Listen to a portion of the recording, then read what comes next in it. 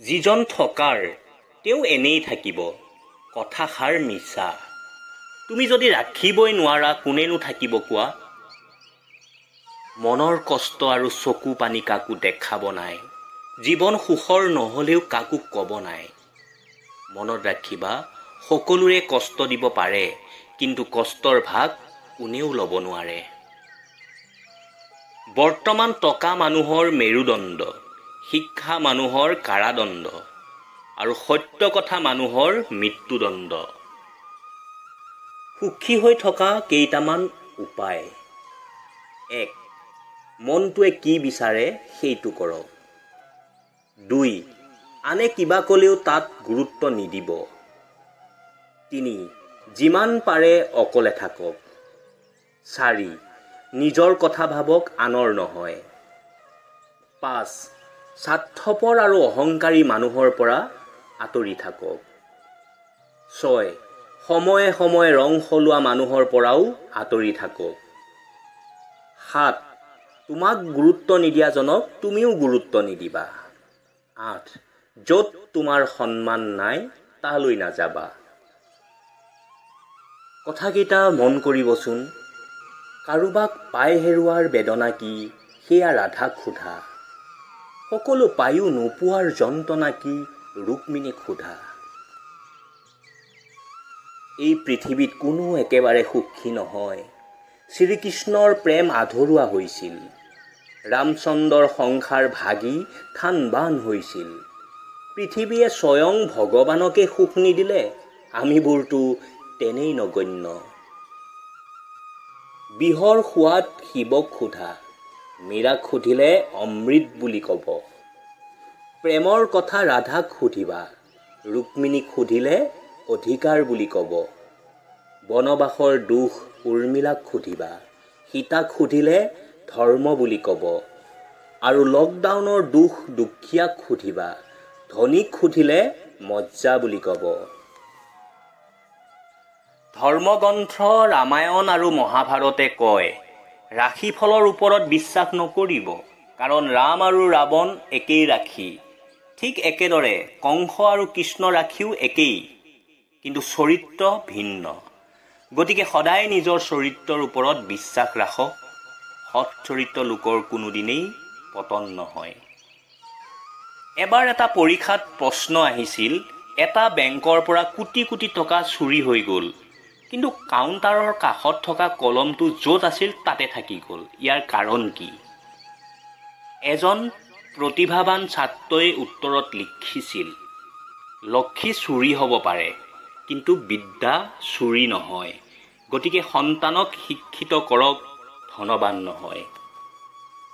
মানুহৰ জীৱনত সময় সলনি হ'বলৈও বেছি পৰ নালাগে। আজি ৰজা কালি ভিখাৰী হৈ যাব পাৰে। গতিকে ভাল সময়ত অহংকাৰ নকৰিব আৰু বেয়া সময়ত ধৈৰ্য নেহেৰুৱাব। ভালপোৱা মানে কাৰোবাৰ মন জয় কৰি নিজৰ কৰি লোৱাটোক নুবুজায়। ভালপোৱা মানে হ'ল আনৰ সুখৰ বাবে নিজক বিসৰ্জন দিয়া। হেৰুৱাৰ যন্ত্ৰণা কেৱল সিহে উপলব্ধি কৰিব পাৰে, যিয়ে তাৰ অতিকৈ প্ৰিয় বস্তুটো হেৰাই পেলাইছে। জীৱনত যিমানেই আঘাত পাবা, সিমানেই মানুহ চিনি পাবা কোন তোমাৰ কিমান আপোন। পানী অবিহনে যিদৰে সাঁতোৰ শিকিব নোৱাৰি, একেদৰেই বিপদ অবিহনে আপোন পৰ চিনিব নোৱাৰি। যদিহে নিজক সুখী কৰি ৰাখিব বিচৰা, তেনেহ'লে কেতিয়াও কাৰো পৰা একো আশা নকৰিবা। নিজকে সত্যত ৰাখিলে, নিজৰ ওপৰত বিশ্বাস ৰাখিলে, এদিন দেখিবা তুমি বিচৰা সকলো কৰিব পাৰিছা। এজন মানুহৰ জীৱনত যেতিয়া বহুত কিবা কিবি অভিজ্ঞতা হৈ যায়, তেতিয়া তেওঁ মৌন হৈ যায়, কাৰো লগত কথা পাতিব নিবিচাৰে, অকলে থাকিব বেছি পচন্দ কৰে। দুদিনৰ কাৰণে কাকো আপোন কৰি ভাল পোৱাৰ অভিনয় নকৰিবা। যদি আপোন হ'ব বিচৰা, তেনেহ'লে তেওঁৰ লগত সদায় থাকা আৰু তেওঁক নিজৰ কৰি লোৱা। জীৱন মানেনো কি?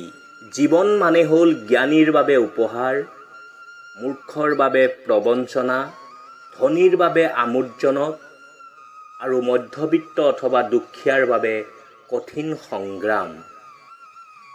এই জীৱন যদিও অস্থায়ী, কিন্তু মানুহ এজন চিৰস্থায়ী হয় তেওঁ সুন্দৰ ব্যৱহাৰৰ বাবে, যাৰ বাবে মৃত্যুৰ পিছতো তেওঁ সকলোৰে স্মৃতিত ৰৈ যায়। সম্পৰ্ক দুজন মানুহৰ ইচ্ছাত তৈয়াৰ হ'লেও ভঙাৰ সময়ত এজনে সিদ্ধান্ত লয় আৰু আনজনে মানি ল'বলৈ বাধ্য হয়। প্ৰেম আৰু ভালপোৱাৰ ওপৰত ৰচনা লিখিব চবেই পাৰে, কিন্তু বাস্তৱত কেনেকৈ ভাল পাব লাগে প্ৰায়ভাগেই নাজানে। সম্পৰ্ক এটা আৰম্ভ হয় মনৰ মিঠা আবেগৰ বা লাগি, আৰু সম্পৰ্ক এটা শেষ হয় বাস্তৱৰ নিৰ্মম আচুৰ লাগি। সম্পৰ্ক এটা জীয়াই ৰখা ইচ্ছা যদি দুয়োফালৰ পৰা সমানেই থাকে, তেনেহ'লে পৃথিৱীত কোনো সম্পৰ্কই ভাঙি নাযায়। সম্পৰ্ক সেয়া নহয় বন্ধুসকল যি আনক দেখুওৱাৰ বাবে কৰা হয়। সম্পৰ্ক সেয়াহে যি হৃদয়েৰে পালন কৰা হয়। মানুহে দুখ পাহৰিব পাৰে, কষ্টও পাহৰিব পাৰে, কিন্তু আপোনজনৰ পৰা পোৱা বিশ্বাসঘাতকতা কেতিয়াও পাহৰিব নোৱাৰে। একপক্ষীয় ভালপোৱাবোৰ এনেকুৱাই, এজনে পাগলৰ দৰে ভাল পায় আৰু আনজনে পাগল বুলি ভাবি মাথো অৱহেলা কৰে। যি নাৰীয়ে টকাৰ সলনি সন্মান বিচাৰে আৰু উপহাৰৰ সলনি সময় বিচাৰে, সেই নাৰী প্ৰকৃত জীৱনসংগী। অৱহেলা কৰিলে লোহাটো মামৰে ধৰে। আমিতো কেৱল তেজ মঙহৰে গঢ়া মানুহ।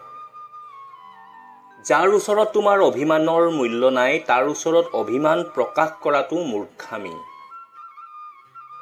যদি আপুনি নিজে কষ্ট পায়ো আনৰ হাঁহিৰ কাৰণ হ'ব পাৰে, তেতিয়াহ'লে আপোনাৰ এই জীৱন সাৰ্থক। হাজাৰ হাজাৰ স্বামী স্ত্ৰীৰ দুৰ্বল সম্পৰ্কত টিকি আছে এনেকৈ যে তেওঁক এৰিলে মোৰ সন্তানৰ কি হ'ব আৰু মানুহে কি ক'ব। সম্পৰ্কবিলাক তেতিয়া মজবুত হয় যেতিয়া নেকি এজনে আনজনক ভুল বুজাৰ আগতে এবাৰ বুজিবলৈ যত্ন কৰে। অৱহেলিত বস্তুবোৰ এদিন মূল্যৱান হয় মনত হাৰি যোৱাৰ পিছত, যেতিয়া তাৰ শূন্যতাই যন্ত্ৰণা দিয়ে। কাৰো আশাক নষ্ট নকৰিব, হয়তো এই আশাই তেওঁৰ শেষ সম্বল। বেছি আশা কৰা ভুল, এইটো জানিও আমি আশা কৰোঁ, আৰু এই আশাই আমাৰ জীয়াই থকাৰ প্ৰেৰণা। সুখৰ এটা নিজা ভাষা আছে, যিটো বুজাৰ ক্ষমতা সকলোৱে নাথাকে। সম্পৰ্ক নষ্ট তৃতীয় ব্যক্তিৰ কাৰণে নহয়, তৃতীয় ব্যক্তিক প্ৰশ্ৰয় দিয়াৰ বাবেহে হয়। এটা কথা কি জানে, প্ৰিয়জন গুচি যায়, ব্ৰেষ্ট পেইন গুচি যায়, পৰিয়ালৰ সমস্যা বাঢ়ি যায়, ডিপ্ৰেশ্যন আহি যায়, তথাপি থমকি ৰোৱা নাযায়, কাৰণ জীৱন অনেক সুন্দৰ।